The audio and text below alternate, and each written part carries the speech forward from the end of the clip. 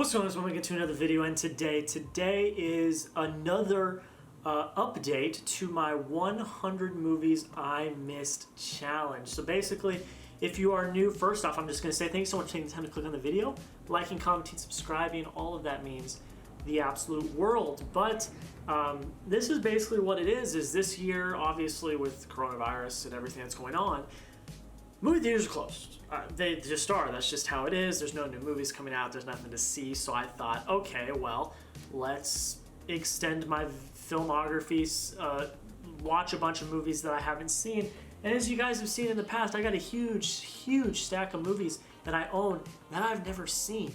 So I thought, okay, well, why not try to watch 100 movies that I haven't seen before. And I'm going to tell you real quick, Chris over at Filmstocked is also doing this challenge. I think he's doing it way better than I am, but he's doing it also. I will leave the link to his channel in the description. I love their channel. Their channel's awesome. They're actually doing really well right now, so I'm very happy for them. It's great. But yeah, so go check out them. Go check out Chris. He's awesome. Yeah, so he's doing that as well. And basically, I don't really update you after however many. I kind of just am like, oh, I've seen a bunch of movies. Let's talk about them. We are currently sitting at 47 movies so far this year.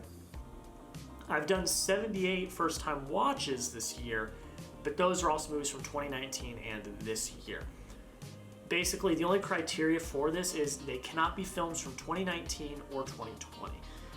Because 2019, it's kind of like, oh, it just happened, it just passed. I want to say 2018 back. That's what we're talking about here. So, yeah, that's kind of it. If you enjoy, let me know down below in the comments. I'm sorry, I'm tired. It's been very tired. Let me crack open my Mountain Dew Zero Sugar. There we go. Sorry, I'm very tired, as you guys know. Going through that program for my college, and oh, it's a lot. I love it. I'm having a good time, but it's just a lot. So I'm tired. We're pushing through. We're making some videos for you guys. So we have 4, 8, 12, 18 movies to talk about today. Let me know down below in the comments, what's a new movie that you've watched recently that you never watched before that you actually really enjoyed? Let me know that down in the comments. But I think without further ado, let's just kind of hop into it. So they're not ranked. They're not in any. The only order that they're in is the order that I watched them. So they're not ranked. Nothing like that. So let's just kind of get into it. So the first one we have is Friday Night Lights from 2004, directed by Peter Berg. I recently was watching the show with my girlfriend, and I really enjoyed it. High school football in Texas is just the best. It's peak high school football. And it was actually kind of intriguing. So I was back home. I had to go back home to get my wisdom teeth pulled, and my whole family was home. Everyone was home. And if you guys don't know, my family's all over the country right now doing different things. So we were all home together, and this was one of the movies that we watched. We decided to watch Friday Night Lights, and I had never watched before. And I had a relatively good time with it. I mean, now it's not the greatest movie in the world. There's nothing like incredibly special about it. It's kind of predictable. It's a basic underdog sports movie. Like, it's very predictable. Things happen that you can easily predict. But that doesn't take away from it is a feel-good story. It's got drama. It's got everything that you could want. I gave it 3.5 stars out of 5, which is not too shabby. The next one we have is Frank and Ollie, and that is a documentary from 1995 that is on Disney+. It is about two of the original animators at Disney, and God, they were such sweethearts, the two guys. Like you got the interviews from them, their significant others, and just everyone, and it was very in depth, very interesting. I didn't know about all of those stories, and you saw stuff from the different animated movies that they worked on, and it was very in depth. It was very well done. I love myself a good documentary. I gave this another 3.5 out of 5 stars. I mean, it's good. It was good. It was run-of-the-mill average documentary, and I enjoyed it, and I had a fun time with it. The next one we are talking about is The Grand Budapest Hotel. This is one I have been wanting to watch for such a long time. I picked up the Criterion of it, and yeah, I've wanted to see this one for a long time. I really like Wes Anderson. I like his style. I like his quirky style, and we've obviously got I think it's called The French Dispatch coming out. I don't know if it's still coming out this year. It may come out next year, but it's supposed to come out soon. And so I finally gave this a look. I watched this with my mom and sister. It's a lot of fun. It's very quirky. It's got a lot of funny, but it's also got a serious message as well. And it goes after some controversial issues, but it doesn't really take away from the fact that in its core it is very quirky and very unusual and interesting. Great performances from everyone, especially Ralph Fiennes. He is fantastic. I gave this one a 5 out of 5 stars, everybody. I really enjoyed this one. It's actually now one of my favorites of all time. Wes Anderson is awesome and great. Yes. Next one we're talking about is 21. So, I had no idea what this movie was about. I just happened to run across it on Netflix one day, and it looked interesting. Going to Vegas to predict blackjack and take thousands of dollars. Look, Kevin Spacey's in it, he's a very bad person, but he gives a relatively good performance. The other people give okay performances. It's a run-of-the-mill average movie. It does hit like emotions, very tense and a lot of stuff. And I had fun with it. I was watching it it was after I got my wisdom teeth pulled, so I was kind of just like in bed watching it. Not great, but not bad. This one got 3 out of 5 stars, so definitely not too shabby at all. Next one we are talking about is The Death of Stalin from 2017. I kind of just went into this hearing that it was like a lot of people really liked it. It was really funny. People were raving about it. And I didn't realize how great the cast was. The cast is fantastic throughout. It is a funny movie. It really is. And it makes a lot of fun of politics and hierarchy and stuff like that. And so it was a parody. It was a comedy. And I enjoyed it. I think that it was a little too long, but that's not that big of a deal. I had an okay time with it. It was run-of-the-mill. It got 3.5 out of 5 stars. Overall, an okay time. Now we're getting into some big boys right here. Back to the Future Part 2. I've seen the first Back to the Future, but I hadn't seen the other 2 Back to the Futures. This one is good. It's not my favorite, and I would have to go out on a limb and say it's probably my least favorite Back to the Future movie. Doesn't mean I don't like it. I had a good time with it. There's a lot of concepts in here that are very interesting, and the time aspect and having to go back and change things in the time and not running into your past self, and that's all very interesting and intriguing for me. And I was like, oh my gosh, that made it tense. That added tension to the story, and it was all great. Great cast overall. I thought it was written very well. I enjoyed it, had a good time with it. 4 out of 5 stars. Again, that's not bad. That is B+ range right there. I had a good time with it. But one I had even more fun with is Back to the Future Part 3. This one is great. I love the old Western feel, and I love, there was never an issue in the first 2 movies with not being able to get stuff. And by that I mean to get where they need to go in the future or the past.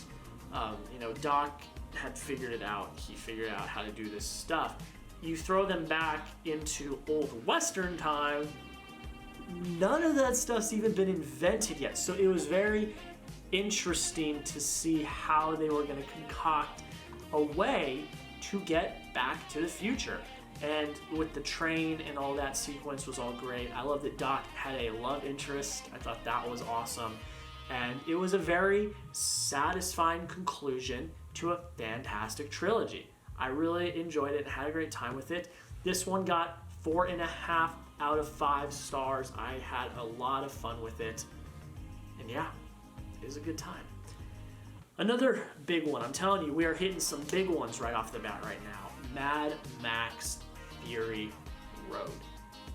Oh man, this is an interesting one. I didn't really know what I was getting myself into. I finally took the plunge to watch it, and God, I did really enjoy it. I thought it was shot very beautifully. I thought the action was absolutely insane. Charlize Theron gives a really good performance. Tom Hardy, even though he doesn't really say much, gives a pretty good performance. There's a lot of disturbing things in this movie, but I kind of looked past those and kind of just let those things happen. But there's no doubt that this is a fantastic movie, and it's ahead of its time, and a lot of people say it's one of the best movies of all time. I wouldn't go that far. I would say it's close. I'd say it's in my top 10 of all time. So yeah, I mean, I guess we're close. 5 out of 5 stars. Still, it's fantastic. I'm not gonna go out and say it's not, because it really, really is. I had a good time with it. And yeah. Next one is Hot Rod. I actually watched this one time, got halfway through and was like, I don't like this, and stopped watching. And then I went back and finished it. And look, it's I love Andy Samberg. It's good enough. It's not as funny as I think they want it to be. It's not as clever. So, I mean, it has its moments. It's not bad. It's not great. 3.5 stars out of 5. Whatever. Whiplash. Whew, do I have a lot to say about Whiplash? And I'm not going to say that now. I'm going to say that on Wednesday, because I'm reviewing Whiplash on Wednesday. This is one of my favorite movies of all time. It is absolutely fantastic. Everything about it is perfect. It's as close to a perfect movie as you can get. 5 out of 5 stars. I love it so much. And I will be having a review on it this Wednesday. So make sure you come back to the channel and check it out. Now we are getting into a stretch of cheesy, fun, action-packed films. We are talking Fast and Furious, everybody. As you guys know, I had never seen any of the Fast and Furious movies except for Hobbs and Shaw, so obviously with Fast and Furious 9 coming out now next year, but it was supposed to come out this year, I had to start watching them. So I did it in a very weird order, but just bear with me, and I'm not actually done with it yet. I still have 3 more I have to watch. But these are the ones I've watched so far. So we have Fast and Furious, the 4th movie, Fast and Furious. 2009. The opening scene is awesome. It really is. It's a lot of fun. It's interesting. The story is very interesting with Letty passing away and them going out and trying to stop people and getting revenge and all of this stuff. And look. These movies are action-packed. They are popcorn, shoving popcorn in your face types of action movies, and I really dig action movies like that, especially with cars. I really, really like all the car stuff, so it's great. I really enjoy it. It has great moments, and this is the time when they're starting to get into some bigger themes and bigger things. The first few movies was just kind of street racing and stuff like that, but we're just like getting into government issues and stuff now with cars, and it's a lot of stuff. But I dug it. 3.5 stars out of 5. Then we get into Fast 5. This is where it starts to get ridiculous, but I am all for it. I love now that Brian O'Connor, played by Paul Walker, is now not a cop. He is an ex-cop with the crew. That is something I really was waiting for to happen, was them to all just be a crew together working. And there had always been that in the way that Paul Walker's character was a cop. And now we finally have them all just together going off after these drug guys and taking down people in Rio. And The Rock is here and pulling a safe through a city? I mean, come on. It's awesome. This one is so awesome. It's just action-packed, a lot of fun. This is by far my favorite, I'd say, Fast and Furious movie. 5 out of 5 stars.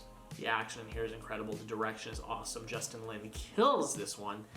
And I think The Rock was a very fun added part to this film. Then we get into Fast and Furious 6. This is where it kind of starts to get ridiculous, if I may. but you bring in